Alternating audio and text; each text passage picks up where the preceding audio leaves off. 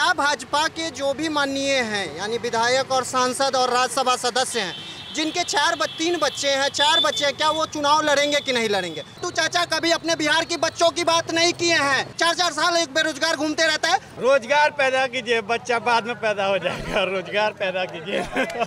जनसंख्या नियंत्रण कानून लाने की पेशकश की जा रही है। ऐसे में सियासत तो गर्म है ही, पर आम आवाम से बात करना भी उतना ही आवश्यक हो जाता है। हम बात करेंगे कुछ लोगों से इस पर और जानेंगे कि जिस तरीके से उत्तर प्रदेश के मुख्यमंत्री योगी आदित्यनाथ ने साफ साफ लफ्ज़ों में कह दिया है कि 2 बच्चे से ज़्यादा अगर पैदा किए तो सरकारी योजनाओं का लाभ नहीं मिलेगा, उससे वंचित कर दिया जाएगा और चुनाव भी नहीं लड़ पाएंगे। हमारे साथ कुछ लोग हैं, इनसे बात करेंगे। कैसे देख रहे हैं सर इसको? जहाँ तक कानून बनाने की बात है, आप कानून बनाने से बेहतर है कि लोगों को शिक्षा दें। और लोग जब शिक्षित होते हैं तो उनको खुद समझ में आती है कि हमको क्या करना है और किस आधार पर चलना है। शिक्षा सारा चीज़ का समाधान है। आप कानून बना करके ज़बरदस्ती किसी पर कोई चीज़ थोप नहीं सकते। जब आप कानून बनाएंगे तो कहीं नहीं कहीं किसी के सोचने के अधिकार पर, किसी का जो अपना जो लाइवलीहुड है, जीने के आधार पर उस पर एक अंकुश लगा रहे हैं। चुनाव भी नहीं लड़ सकेंगे, ऐसा कह रहे हैं। सवाल है कि जब चुनाव नहीं लड़ सकेंगे तो इसे पंचायती राज के लिए नहीं होना चाहिए। अगर ये कानून बना रहे हैं कि चुनाव भी नहीं लड़ सकेंगे तो ये आप पार्लियामेंट्री तक के लिए बनाइए इस कानून को कि कम्प्लीटली पंचायती राज से लेकर के पार्लियामेंट इलेक्शन तक, यहाँ तक के लिए ये कानून तब बनना चाहिए और ये सेंट्रली अप्रूव्ड होना चाहिए। नहीं तो, और जैसे कोई भी देश है जहाँ पर जनसंख्या कम है, तो क्या जनसंख्या कम होने से वो विकसित देश हो गया है? यहाँ के सिस्टम को बदलने की ज़रूरत है। आप स्वास्थ्य व्यवस्था को बदलेंगे, पॉपुलेशन जो आपका है वो कंट्रोल होगा। आप शिक्षा को लाएंगे, जब लड़कियाँ शिक्षित होंगे, लड़के शिक्षित होंगे, कायदे से पढ़े लिखेंगे, उनको अपनी समझ होगी कि हमको शादी करनी है या हमें कितने बच्चे पैदा करने हैं, वो उनको उस बात का ज्ञान होना चाहिए। कानून बना के आप थोप नहीं सकते। कैसे देख रहे हैं सर आप? देखिए, जैसे देखने की बात है, यहाँ पे कितने भाजपा के नेता हैं, पहले वो अपने आप को देखें। एक मोदी जी के कुछ कोई संतान नहीं है तो जनसंख्या नियंत्रण पे चले हुए हैं। इनको शिक्षा पे नहीं देखना है, स्वास्थ्य पे नहीं देखना है, इनको सिर्फ धर्म पे देखना है और ऐसे बिना मतलब कि जुमलेबाजी वाली काम करनी है। तो सबसे पहले वो अपने आप को देखे और शिक्षा को बदले, स्वास्थ्य को बदले। आज इतनी महंगाई हम लोग के देश में बढ़ी है, 100 पार पेट्रोल हो चुके, गैस देखिए, तो इस पे पहले नियंत्रण करें ना, फिर और कुछ नियंत्रण करेंगे। फायदा नहीं होने वाला ये कानून अगर आगे, कोई फायदा नहीं होने वाला। जब तक आपके शिक्षा नहीं होगी, आपके पास शिक्षा नहीं होगी तो कैसे आप कुछ कर सकते हैं? आपको लोगों को पहले शिक्षा देनी चाहिए। शिक्षा देंगे तो ऑटोमेटिक सब कुछ नियंत्रण में होगा। सबसे पहली चीज़ एजुकेशन है आज की डेट में, तो एजुकेशन को पहले सुधारें। बड़े बड़े शहरे भी हैं, पॉलिटिशियन बड़े बड़े भी हैं, उन लोग भी कह रहे हैं कि नहीं इसे लागू हो जाना चाहिए। विपक्ष इसको लेकर के सवाल दागता नजर आ रहा है। जब वो बोल रहे हैं कि लागू हो जाना चाहिए तो पहले अपने आप को नियंत्रण करें ना, पहले अपने आप को नियंत्रण करें। और जो चीज़ को नियंत्रित करना है वो तो कर नहीं रहे हैं, सिर्फ जुमले दे रहे हैं, ये होने चाहिए, वो होने चाहिए। सिर्फ ढकोसलेबाजी है मोदी गवर्नमेंट के पास, उसके अलावा और कुछ नहीं है। आपको भी यही लग रहा है? सर देखिए, जनसंख्या नियंत्रण कानून का मैं समर्थन तो नहीं करता हूँ, लेकिन सबसे पहले 2 बातें हैं। क्या जो जनसंख्या नियंत्रण कानून का बिल पारित हुआ वो रवि किशन ने किया, तो क्या उनके 1 बच्चे हैं या 2 बच्चे हैं, या वह अगली बार चुनाव लड़ेंगे कि नहीं यूपी से? पहले ये मोदी जी हमें साबित कर दें। ठीक है, क्या भाजपा के जो भी माननीय हैं यानी विधायक और सांसद और राज्यसभा सदस्य हैं जिनके 3 बच्चे हैं 4 बच्चे हैं, क्या वो चुनाव लड़ेंगे कि नहीं लड़ेंगे? दूसरी बात, मोदी जी महंगाई पर बात नहीं करते हैं, आते हैं जनता की बात नहीं समझते हैं और कुछ नहीं बोलते हैं। महंगाई पर बात नहीं कर रहे हैं। 150 रुपये 100 रुपये पेट्रोल हो गई, 200 रुपये आज सरसों तेल हो गया। इतनी महंगाई ऊपरी स्तर पर बढ़ रही है। बेरोजगारी, आज बिहार की बात करते हैं, बिहार में 12 करोड़ वोटर हैं और 6 करोड़ जनता यहाँ बेरोजगार है। जो 6 करोड़ जनता थी, मतलब उस 12 करोड़ जनता में 6 करोड़ युवा थे, और युवा में आप कितने % आज आप भी हैं सर, आप भी बहुत फील्ड में घूमते होंगे, आप लाइव सिटीज के एक रिपोर्टर हैं। आप बता दीजिए दिल से कि आप हर दिन घूमते हैं, हर दिन लाखों लोगों से मिलते हैं, हर महीने में आपको लोगों से अट्रैक्शन है। कितने लोगों को रोजगार है यहाँ बिहार में, कितनी फैक्ट्रियाँ चल रही हैं? क्या नीतीश जी उस पर बात करते हैं कभी? ये बता सकते हैं आप? कभी बात किया है स्वास्थ्य पे? बिहार के जो मुजफ्फरपुर में हुआ उस पर बता सकते हैं आपकी कभी बात किया है नीतीश जी ने?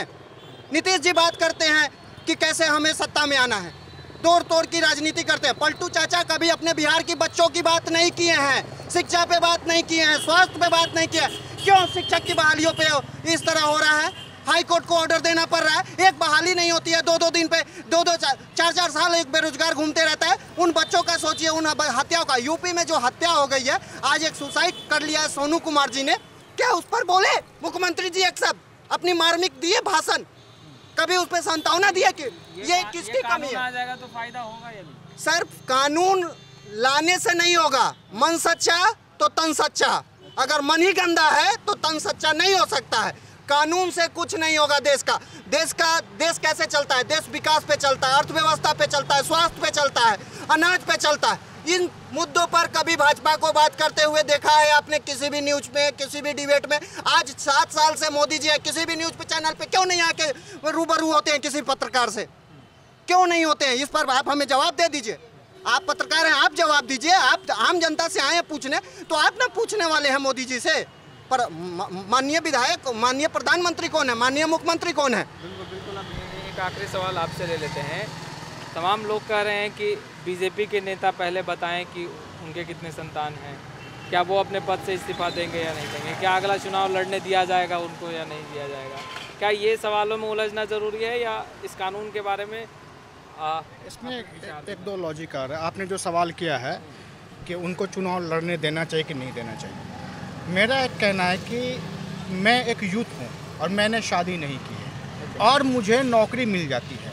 कल को मेरी शादी होगी, मेरे 3 बच्चे होंगे, क्या मेरी नौकरी रहेगी कि जाएगी? और जाएगी तो किस ग्राउंड पे जाएगी? मेरी शादी जो होगी वो प्रमोशन ही नहीं मिलेगा आपको? सवाल है कि प्रमोशन कैसे रोक सकते हैं आप?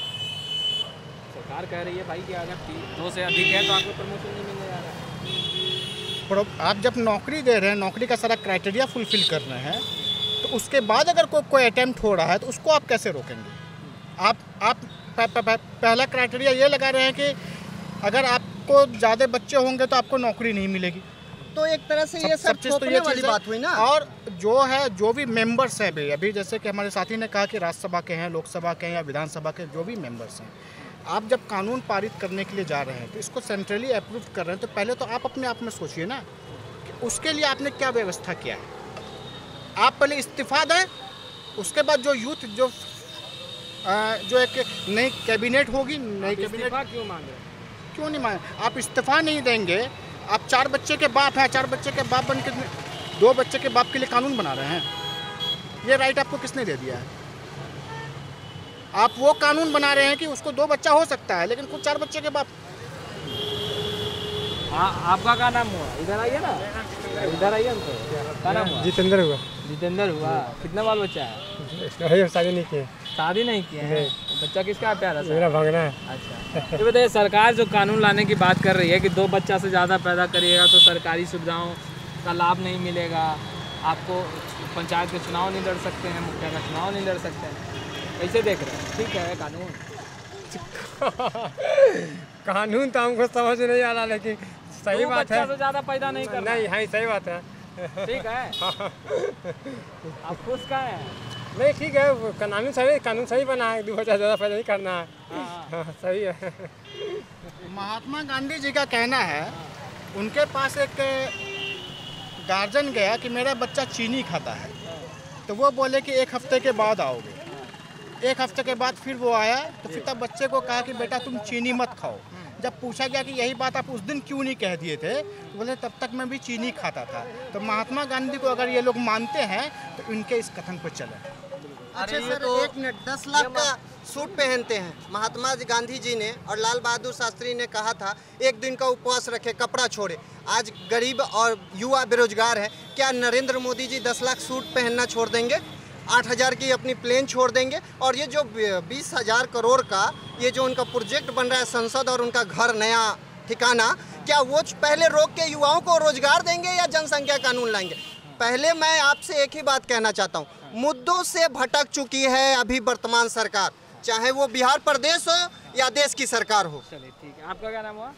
मेरा नाम सद्दाम नूरुद्दीन है। सद्दाम भाई कितना सहमति रखते हैं इससे? नहीं, हम समर्थन नहीं करते हैं। काहे?